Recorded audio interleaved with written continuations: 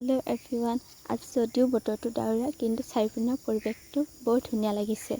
দেখিছেনে বাৰু ৰাস্তাটো কিমান বোকা হৈ গ'ল এদিন বৰষুণ দিওঁতে। আৰু এই জেগাডোখৰ মোৰ বেছ প্ৰিয়। সদায় মই কলেজৰ পৰা আহি এই জেগাডোখৰত অলপ ৰৈ আনন্দ উপভোগ কৰোঁ।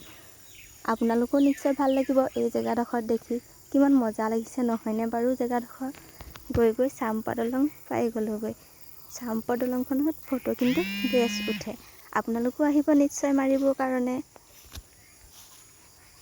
কিমান ধুনীয়া এটা দৃশ্য চাওকচোন, কিমান ধুনীয়া লাগিছে।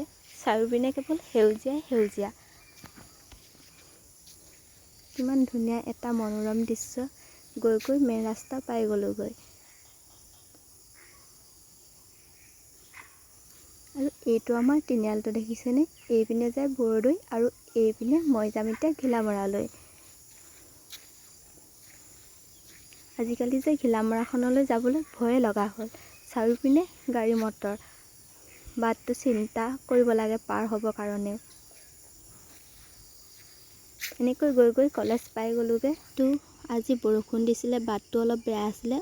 গৈ পাওঁতে মোৰ অলপ পলম হ'ল, সেয়েহে মেইন গেটখন তলাই মাৰি দিলে আৰু মই সিখন গেটেদি ঘূৰি গ'লোঁ। এইখন দেখিছেনে আমাৰ কলেজখন।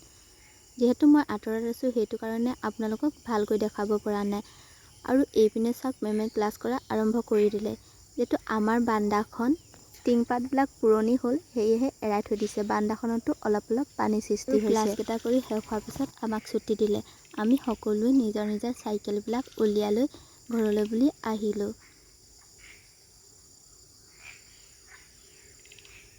ঘৰ আহি পাই গ'লোহি।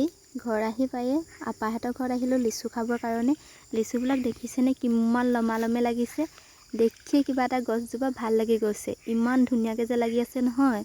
আৰু লিচুজোপা হাতে ছিঙিব পৰাত আছে একেবাৰে। সেয়েহে আমি ভাইটি আৰু মই দুইটাই অলপ ছিঙি লৈ তাতে খাই ল'লোঁ। হাঁহি ধেমালি কৰি অলপ ফূৰ্তিও কৰিলোঁ দুইটাই কথা পাতি। আৰু অলপ ঘৰলৈ খাবলৈ লৈ আহিলোঁ। আজিলৈ আহিছোঁ।